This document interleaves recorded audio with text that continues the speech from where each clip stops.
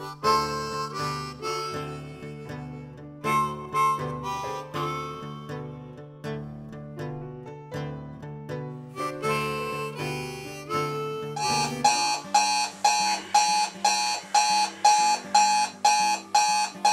was struggling to wake up this morning, so I turned the radio on and lay there listening.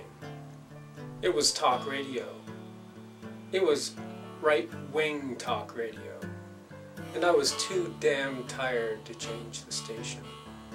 The savage-minded host was ranting on in a scratchy, demon-like voice about this upcoming PBS Nova special due out November 18th, called The Bible's Buried Secrets. For those of you not in the U.S., PBS is the public broadcasting system, and it receives about 15% of its operating budget from the federal government.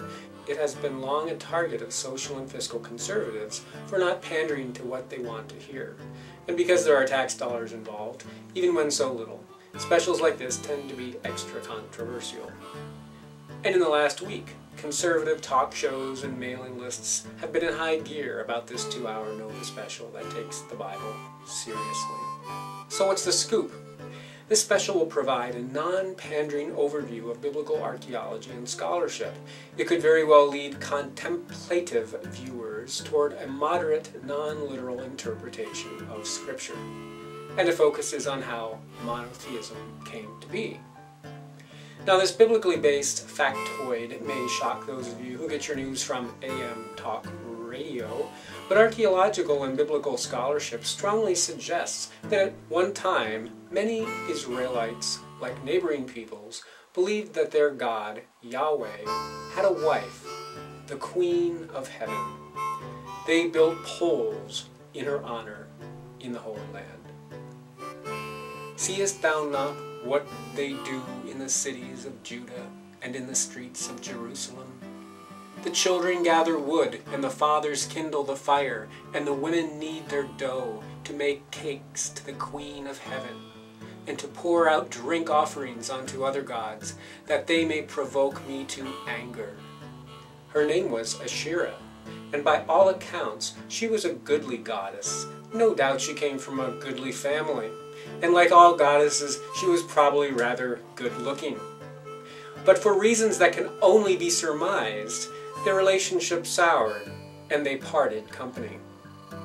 The idea that God was not a virgin may sound like heresy to you if your understanding of religion stopped with what you learned in Sunday school.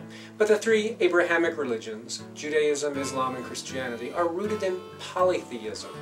And at one time, the ancestors of the people who formed them were, like the Egyptians, Babylonians, and Greeks, quite theistically diverse. The Judeo-Christian Islamic idea that there is no God but God took centuries to form, and before this, there were many gods and goddesses to love and to worship, including the she-god, Asherah. So what I want to know is this: what role did Asherah have in getting things started? You know, the universe. Was she the one who dusted the stars and sent comets and life to Earth? Did she make the water flow and the honey sweet? Did she give flowers their sweet scent and birds their soft, colorful feathers? Was she the one with all the beautiful ideas? And did God only come up with black holes? How much of the creation story was revised and shredded when Mr. and Ms. God parted ways?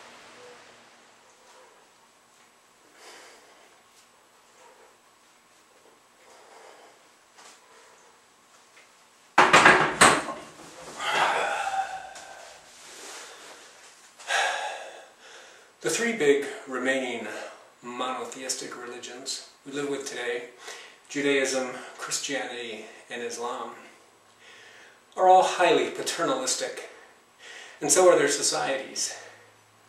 A key reason for this is that their worldview is he-centric rather than polycentric.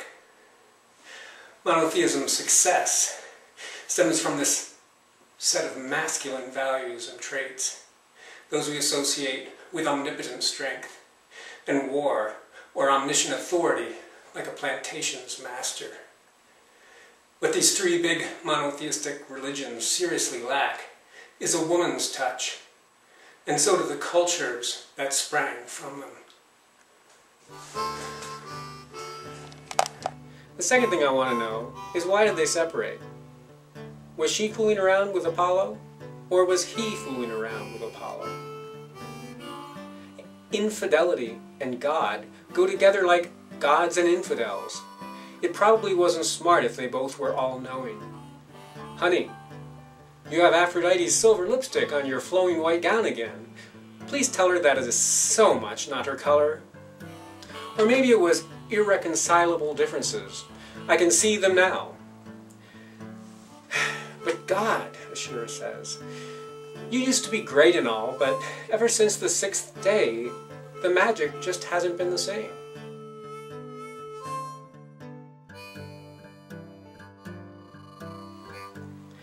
Evidence suggests that when Mr. and Ms. God parted, it was not a peaceful separation. It is obvious that Mr. God got the better deal. He got the scribes that rewrote history, hiding the very fact that she ever existed. And then they turned him into this asexual bachelor to inspire generations of Catholic priests.